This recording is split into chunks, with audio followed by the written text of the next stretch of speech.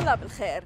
في قلب منطقة المحيطين الهندي والهادئ تواصل إندونيسيا رابعة أكبر دولة في العالم تطبيق سياسة عدم الانحياز والتكيف مع الديناميات المتغيرة في المنطقة.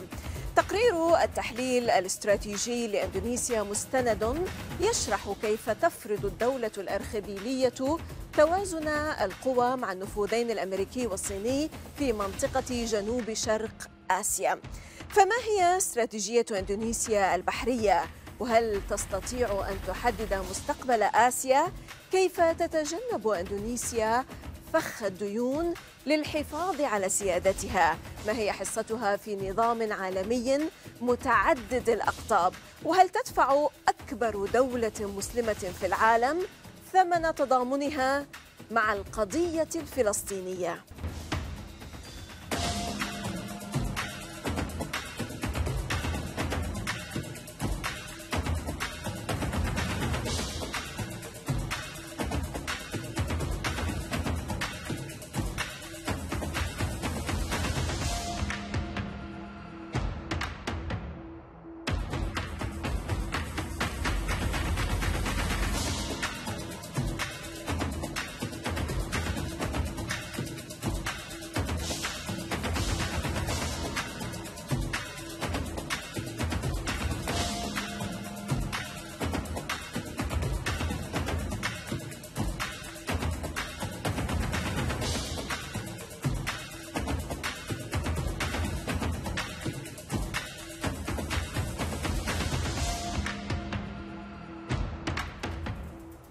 نرحب بكم ونرى ونسمع أكثر من الدكتور فضلي زون النائب في البرلمان الأندونيسي في البعد الأقرب.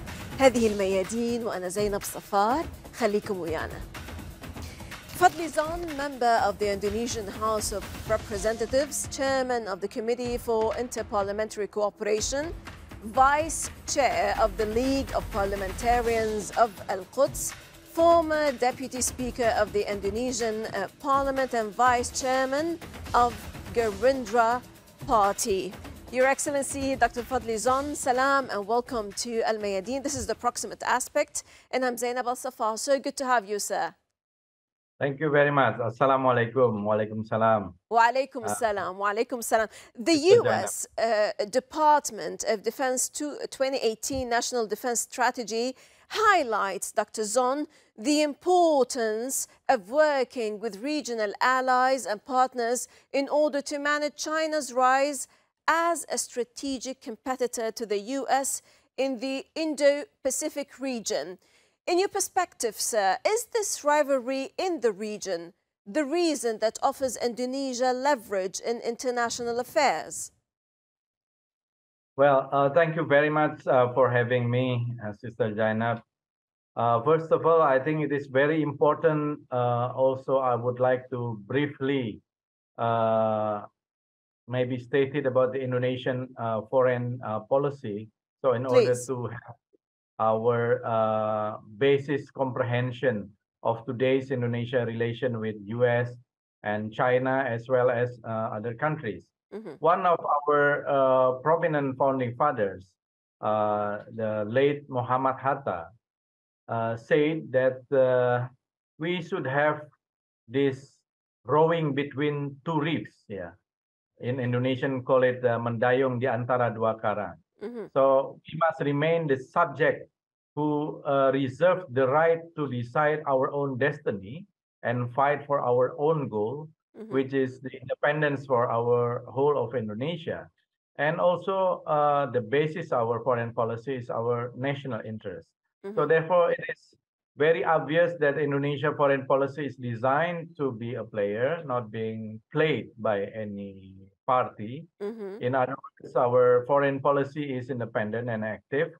And it is independent because Indonesia does not side with world powers. It is actively to act to some extent that Indonesia does not maintain a passive or reactive stand on both regional and international issues, but takes seeking active participation in their settlement. So in other words, Indonesia's independent and active policy is not neutral policy, but it is one that does not align Indonesia with superpowers. Forgive me if my questions would sound a bit provocative, perhaps in certain places, but we need to understand the picture more concerning the international affairs and the interests of Indonesia in this regard. According to our reference, Indonesia Strategic Analysis Report, today, like most other Asian states, Indonesia is trying to triangulate between Beijing and Washington. This is a fact. Experts note that China is its largest trading partner, but also its largest security threat. Do you agree? I want to know if this is true. How far is that true? And can the United States be a valuable ally in protecting Indonesia's territorial integrity, sir? Well, I believe that our interest is stability in the region, especially in Southeast Asia, and then also prosperity. We want ASEAN to be the center of growth here, because Indonesia is a vital key player in ASEAN, and now we are the chair of ASEAN. Yes. So we want ASEAN and the ASEAN countries, 10 countries, Association of Southeast Asian Countries, become key players in the region. And we want to maintain the balance, actually, of these major powers, the US and China. We are very good both with both countries, with both, maybe we can call it superpowers, even though we know there is a tension, maybe, and also some trade war between China and United States. But we know they're also very close engaged in trade. So it is important to see that what we want here is to be, not the victim of Yes. this relation, but we want to be part of the key players in the region. Of course, as chair of the ASEAN, as you said, Indonesia, and as an ally also of the US, in this sense, can Indonesia determine the future of Asia? I think it's, of course, I think I believe that Indonesia can be a very important factor, especially because Indonesia now is the fourth largest country in terms of the population, more than 275 million people. And we are also the largest Muslim country in terms of population of the Muslim, and we are very strategic in the place. So I think we can determine our future with this situation. Can be determinant to the future of Asia. Yeah, allow me here, since you talked about Indonesia being the largest Muslim nation and the fourth largest country also in the world, allow me to ask you here in the sense, now there is a very horrific incident, successive incidents took place, whether in Sweden or in Denmark, and that of the desecration of the Holy Quran. This is a crime against Islam and the Muslims. Indonesia is the largest Muslim nation. Are you urging any steps, any concrete steps and action to be taken in this regard, sir? Yes, of course, we condemn the desecration of the Holy Quran in some Western countries. And I think it is an act of intolerance, an act of Islamophobia, and we condemn this, the governments and also the Indonesian parliaments. I think we're the one also very fast in condemning this. Yes. And we support also the result from this General Assembly voting last time that The Organization of gov- the Islamic Conference. the Organization of Islamic Conference, and also through our parliamentary diplomacy in the PUIC, Parliamentary Union of OIC member states. But Uh, are you, in a sense, boycotting Sweden or Denmark in this regard? well, our government have not come to that decision yet, but we encourage to engage them that an act of this what you call it intolerance towards Islam, towards Muslim, will not be beneficial for those countries.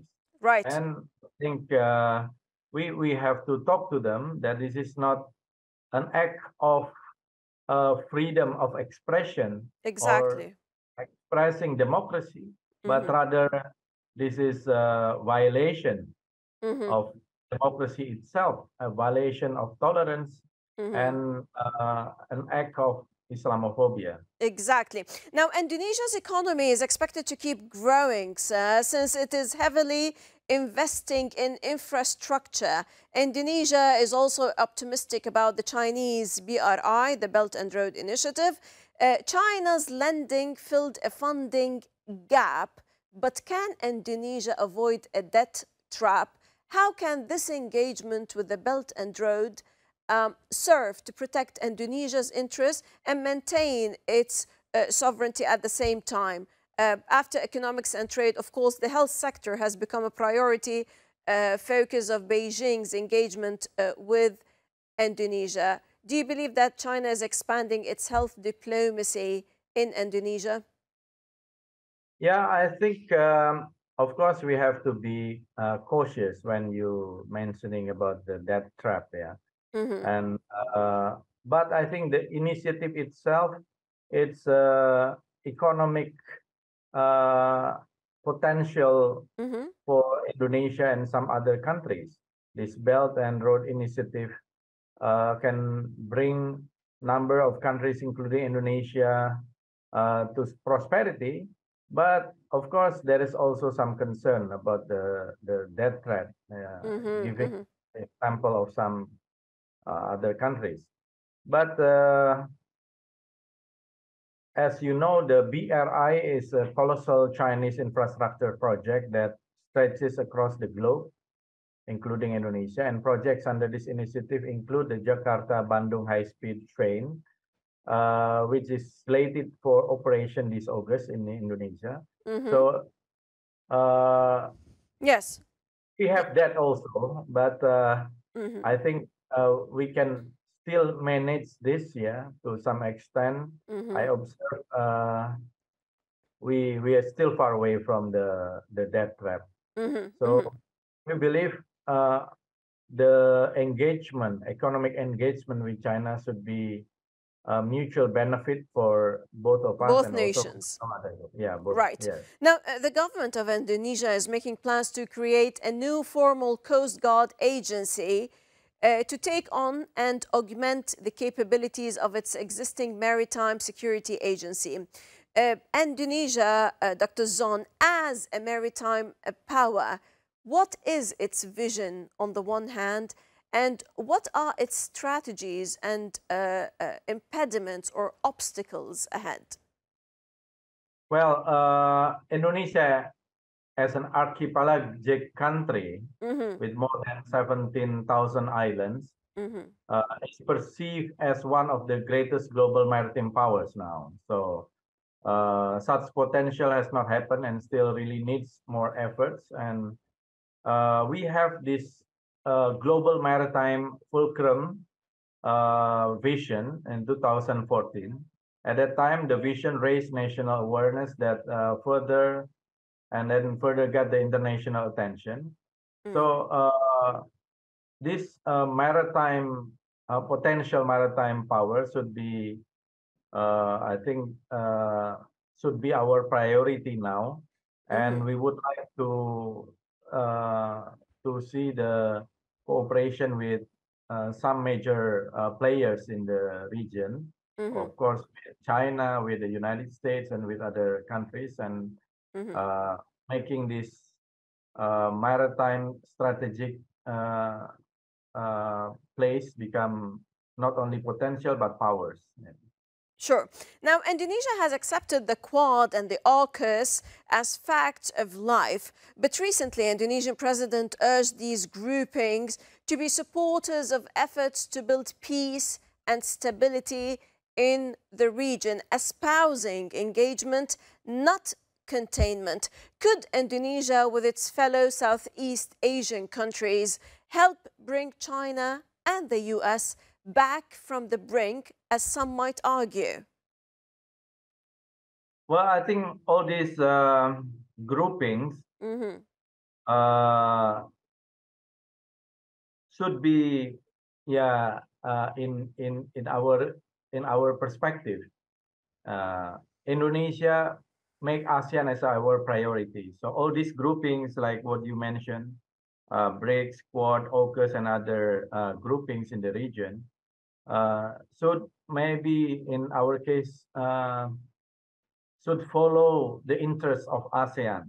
So for Indonesia, ASEAN is our priority, and I think we want to make this ASEAN become a center of growth. Yeah, so we want everyone to be the winners, yeah, not losers, because the intention is to make the center as the ASEAN as a priority for growth. Yeah.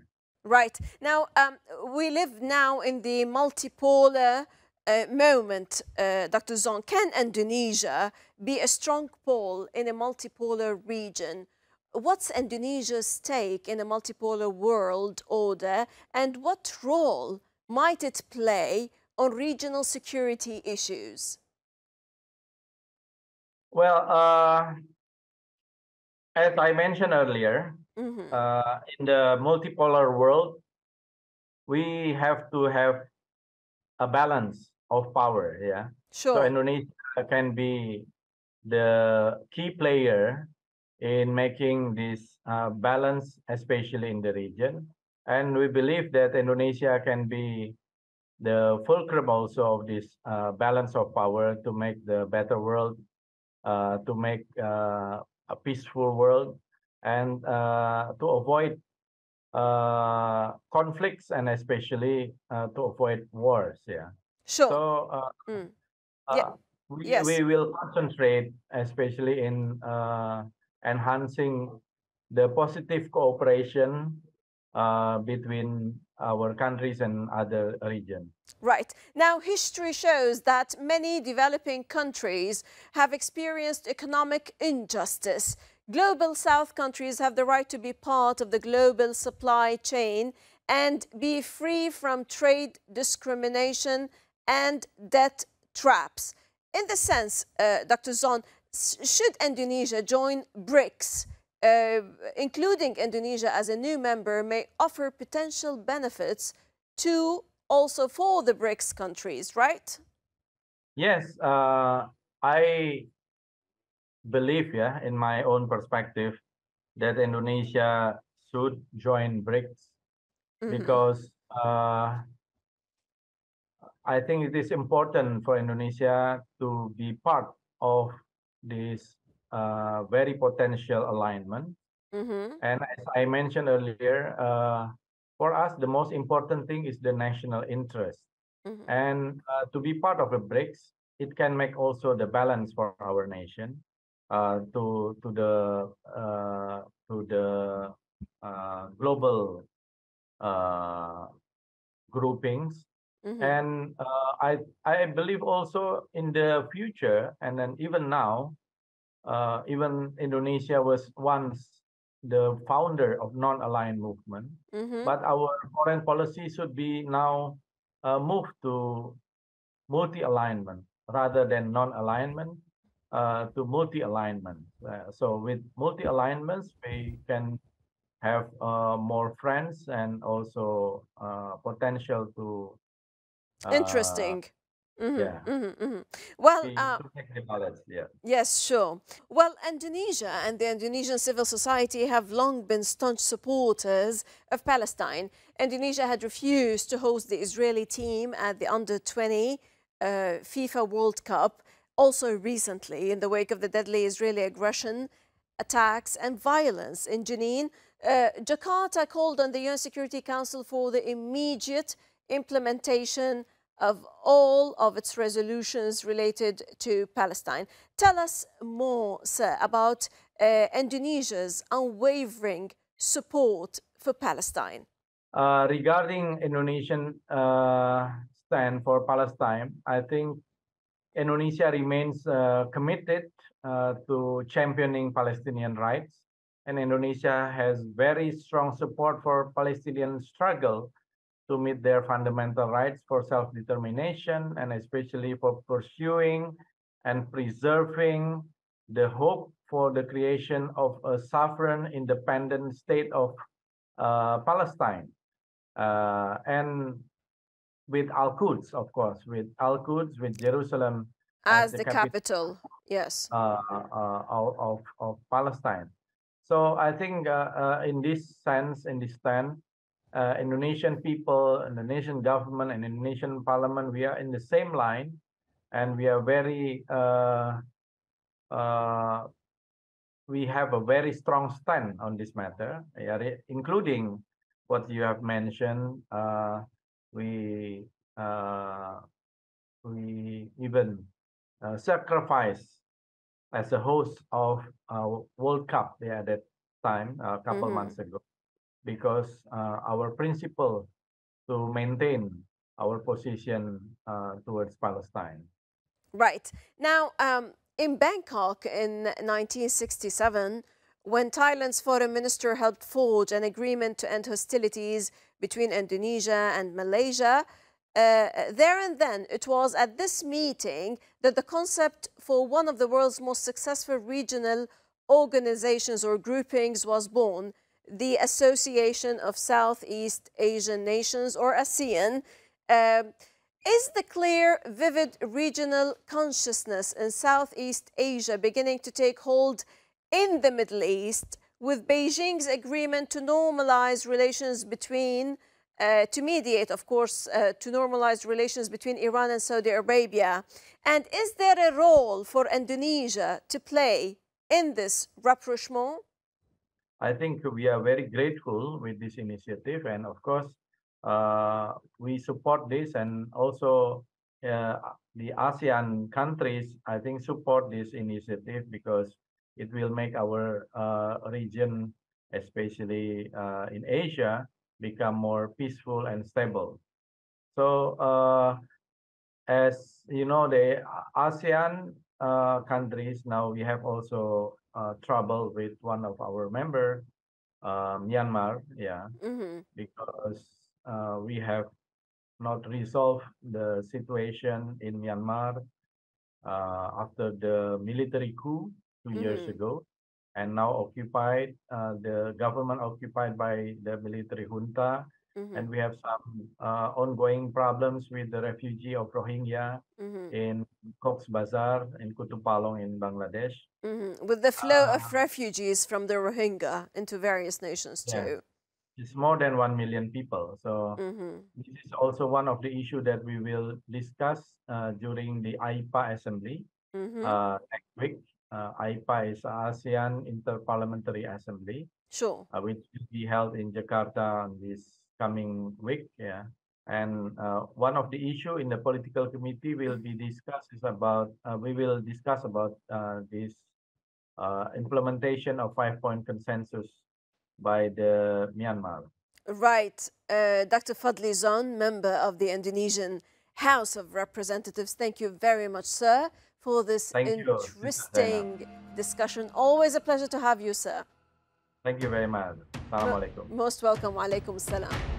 إذا ما أراد العالم أن يرى أفضل مثال على كيفية إمكان أن يكون التنوع الحجر الأساسي للتسامح، فينبغي لنا ألا ننظر إلى أبعد من هذه الدولة الواقعة في جنوب شرق آسيا، فالصورة السلمية للتسامح تعكس النسيج المتنوع لإندونيسيا، هذه الفسيفساء من الثقافات والأعراق، وتعمل أكبر دولة ذات أغلبية مسلمة في العالم على توسيع الدبلوماسية الإسلامية باستمرار. ولكن هل إندونيسيا التي ترفض التطبيع مع الكيان الإسرائيلي وتناصر جهاراً الفلسطينيين وحقوقهم وتخطو خطوات جبارة في هذا السياق قد يحاصرها الغرب الأطلسي بسلاحه المزعوم المتمثل في حقوق الإنسان والديمقراطية، كما يفعل ضد من يقف في وجه مشاريعه التوسعية لثنيها عن تضامنها مع فلسطين وإرغامها على التخلي عنها. من كل الميادين سلاما وتحية، في أمان الله.